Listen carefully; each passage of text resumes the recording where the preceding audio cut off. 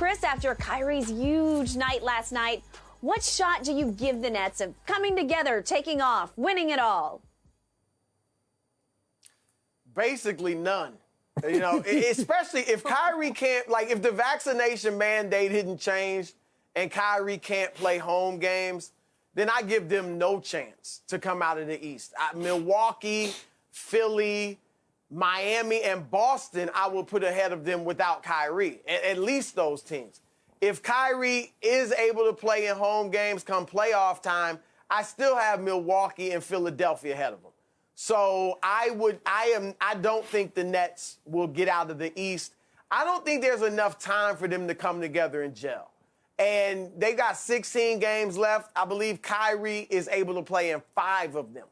So, and Kyrie is not the playmaker, as great as he is, and I love Kevin Durant's description last night of master class, because that's what it was. But Kyrie's not the playmaker that James Harden is. So he's a one-on-one machine. He's a scorer. But if he's running your offense, we haven't seen a team really go deep in the playoffs with Kyrie kind of running the show. LeBron ran the show in Cleveland and was able to kind of rein Kyrie in a little bit. And obviously the rest is history there. I don't think KD can do that. He's not the leader that LeBron is. And then Ben Simmons, who knows if he's coming back? If he does come back, what's his mental state gonna be? And if he comes back and even has a good mental state, it's still going to be an adjustment. I don't think they'll have enough time to get used to playing with him, because in the half court and in the playoffs, we all talk about Ben Simmons in transition. He's great pushing the ball. True. But in the playoffs, we know it becomes much more of a half court game. And the Nets are going to have to adjust to playing with Ben Simmons in the half court, because he's not going to shoot jump shots. And so you're going to have to adapt and figure out how to play with the guy and make sure that when he's on the floor in the half court, the defense isn't playing you 5-on-4. And that was always a challenge for Philadelphia in the playoffs with him. So that's why I always think next year, assuming Kyrie's able to play full time, that'll be the year we see the Nets at their best. This year, I just don't think there's enough time for them to bring it together to have any realistic shot at winning the whole thing. Well, I gave him a 2% chance. Like you said, the milk the situation, Skip, you gave a 2% chance. Yep. I'm giving them a 2% chance because, as Chris mentioned, I think there are teams that are in the East that are better. Kyrie was sensational. I'm not concerned about Kyrie. I'm not worried about Kevin Durant. I need to see them together with Ben Simmons, and we haven't seen that. And as Chris mentioned, 16 games, Kyrie can only play 5. What's the likelihood you think they go 500? They're going to be in the play-in, and they're probably going to be in the bottom end of the play-in, Skip, which means they're going to have to play 2 games in order to face the number 1 seed, which would be Miami. I don't believe they can beat Miami in 7 games. I don't believe they can beat Milwaukee in 7 games, and I definitely don't believe they can beat Philly in 7 games. Not with old happy, healthy James Harden. Old happy, healthy James Harden. How long is that going to last? Yeah, he's happy right now. Don't worry about that. We're not worried about it last. It's going to last the rest of this year. Until there's an APB put out on there you go. Before a big playoff game? You hating again. Yeah.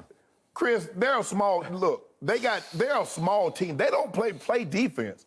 And even though Drummond gave you 14 rebounds, I got out rebounded by Charlotte.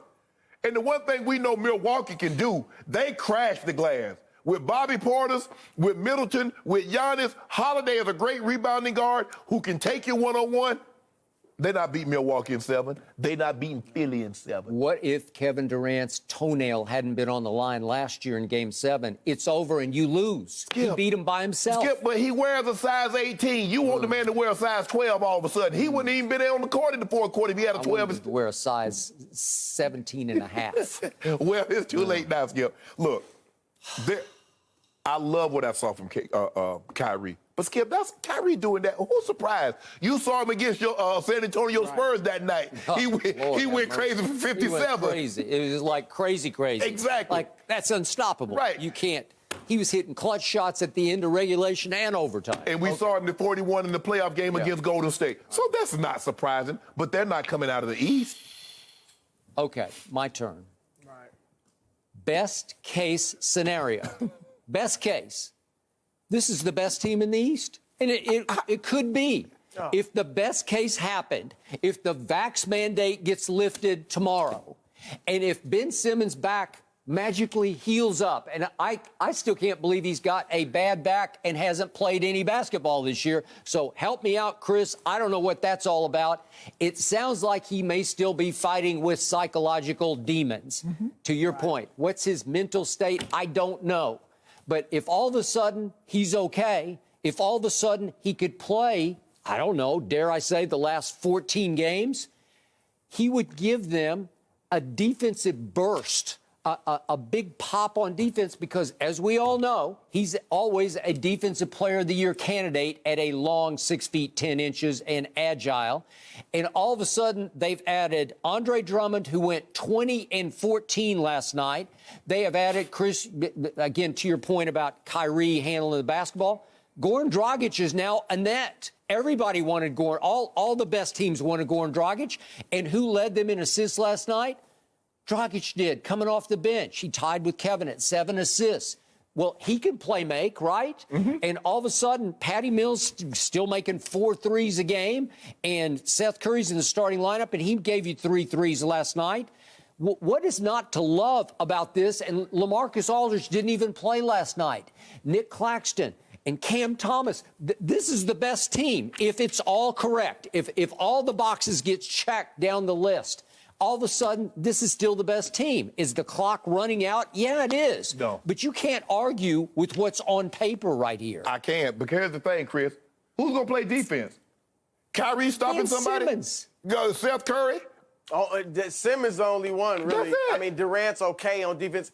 But, Skip, how are you going? It's going to be difficult, and they don't have to play a ton together, I guess. But Andre Drummond and Ben Simmons on the floor together, that's going to be a problem, because then Ben won't be able to be near the rim. And if he's not near the rim, if he's not near the rim, then we're not guarding him. We're not guarding him. And so I agree with you on paper. They look great, and that's why I'm thinking next year could be big. Could be. But there's so many questions. I'll say this about Ben, to your point. Look, we know he's not playing tonight. He's supposed to be there or tomorrow. He's supposed to be in Philadelphia in street clothes. I think that'll be a big step. If indeed he goes there, he's on the bench in street clothes, and he takes it, and his body language is fine, he's able to handle it, maybe he makes a little bit light of it, I think that'll be a positive step in the right direction.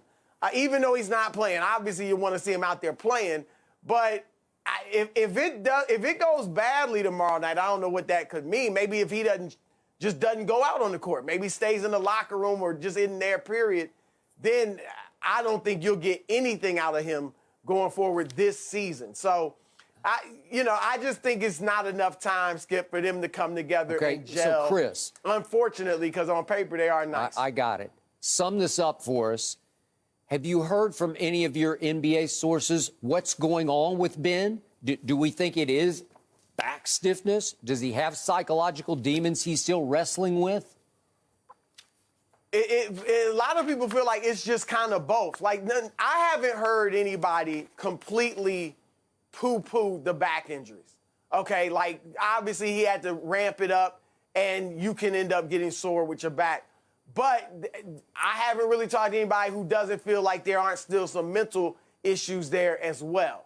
And so I think we'll find out more after Philadelphia.